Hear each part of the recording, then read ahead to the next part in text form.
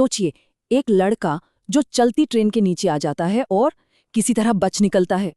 एक पिता जो अपने ही बेटे से कहते हैं, अगर तुम मेरे बेटे नहीं होते तो मैं तुम्हें गोली मार देता।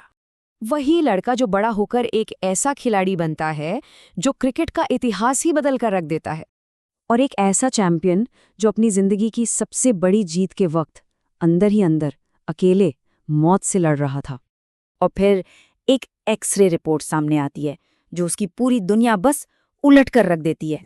ये कहानी है युवराज सिंह की, एक ऐसी कहानी जो हमें सिखाती है कि असली ताकत कभी हार ना मानने में है। लेकिन इस कहानी की शुरुआत युवराज से नहीं होती, बल्कि उनके पिता योगराज सिंह से होती है। एक ऐसा क्रिकेटर जिसका अपना करियर तो अधूरा रह गया और अब वो अपना सपना अपने बेटे के जरिए पूरा करना चाहते थे। तो योगराज सिंह का करियर जितनी तेजी से ऊपर गया उतनी ही तेजी से नीचे भी आ गया। देखिए, 1980 में उन्होंने इंडिया के लिए डेब्यू किया, लेकिन सिर्फ 7 इंटरनेशनल मैच और 5 विकेट के बाद उन्हें टीम से ड्रॉप कर दिया गया। और योगराज ने इसका सारा का सारा दोष डाल दिया उस वक्त के कप्तान कपिल देव पर। बात इतनी बिगड़ गई कि वो एक लोडेड पिस्तौल लेकर कपिल देव से भिड़ने तक पहुंच गए थे। तो यहाँ पर एक तरफ थे योगराज, जिनका बस एक ही सपना था, युवराज को एक महान क्रिकेटर बनाना और अपने अधूरे सपने को जीना।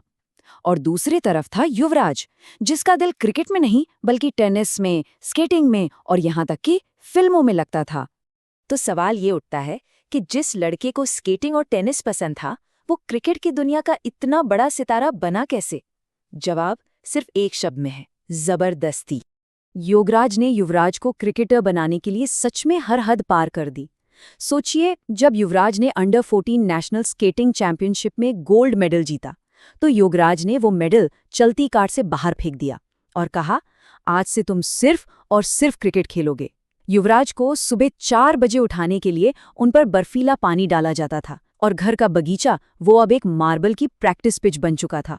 और इस क्रूर ट्रेनिंग का नतीजा भी देखा, और वो नतीजा था ये नंबर 358। कूच बिहार ट्रॉफी के फाइनल में युवराज ने अकेले 358 रन ठोक दिए। और मजे की बात यह है कि पूरी बिहार टीम, जिसमें उस वक्त एक युवा विकेटकीपर MS धोनी भी थे, वो सब मिलकर सिर्फ 357 रन ही बना पाई थी। इस पारी के बाद तो युवराज का करियर रॉकेट की तरह आगे भागा। और फिर आया साल 2007, T20 वर्ल्ड कप। इंग्लैंड के खिलाफ मैच चल रहा था और एंड्रू फ्लिंटॉफ ने युवराज को उकसाते हुए कहा, मैं तेरा गला काट दूंगा। ये शायद फ्लिंटॉफ की जिंदगी की सबसे बड़ी गलती थी। फ्लिंटॉफ की इस बात ने युवराज के अंदर आग लगा दी। अब गेंदबाज थे स्टुअर्ट ब्रॉड, लेकिन युवराज का गुस्सा तो फ्लिंटॉफ पर था।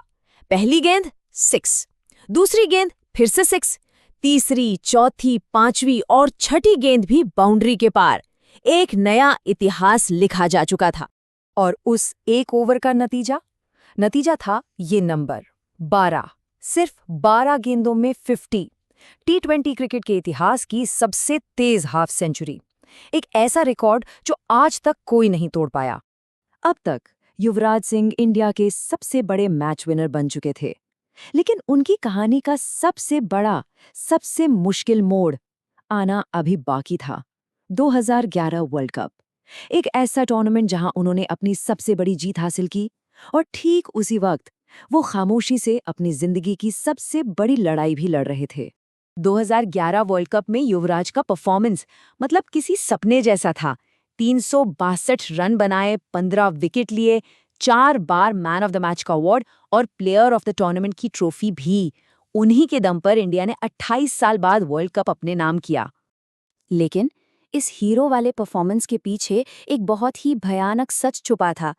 सच ये था कि युवराज लगातार उल्टियां कर रहे थे, यहाँ तक कि खून की उल्टियां। दौड़ने पर उनकी सांस फूल जाती थी। महीनों से वो नींद की गोलियों के बिना सो नहीं पा रहे थे। और किसी को भी ये नहीं पता था कि उनके सीने में एक 15 सेंटीमीटर का ट्यूमर बढ़ रहा था। एक ट्यूमर जो धीरे धीरे उनके फेफड़े और दिल को दबा रहा था।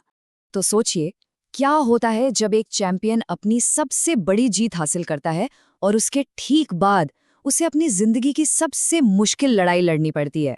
वर्ल्ड कप जीतने के कुछ ही महीने बाद युवराज का वो भयानक सच पूरी दुनिया के सामने आ गया। अब उनकी लड़ाई क्रिकेट के मैदान पर नहीं, बल्कि अस्पताल के एक बिस्तर पर थी। पता चला कि उन्हें मीडियास्टीनल सेमिनोमा नाम का एक बहुत ही रेयर कैंसर है। इलाज अमेरिका में शुरू हुआ, जिसमें कीमोथेरेपी के 3 बहुत ही दर्दनाक साइकिल्स शामिल थे। कीमो ने सिर्फ उनके ट्यूमर पर ही नहीं, बल्कि उनके बालों पर, उनके शरीर पर और उनकी हिम्मत पर, हर चीज पर हमला किया। लेकिन ये युवराज सिंह थे। उन्होंने हार नहीं मानी। महीनों के दर्दनाक इलाज और बेहिसाब मेहनत के बाद उन्होंने सिर्फ मैदान पर वापसी ही नहीं की, बल्कि 2017 में 150 रनों की पारी खेलकर अपना सबसे बड़ा वनडे स्कोर बनाया।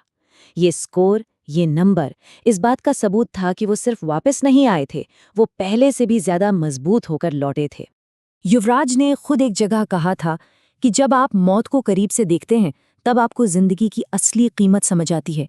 एक नॉर्मल जिंदगी जीना ही अपने आप में एक बहुत बड़ा आशीर्वाद है। उनकी कहानी वो सिर्फ 6 छक्कों या वर्ल्ड कप की जीत की कहानी नहीं है।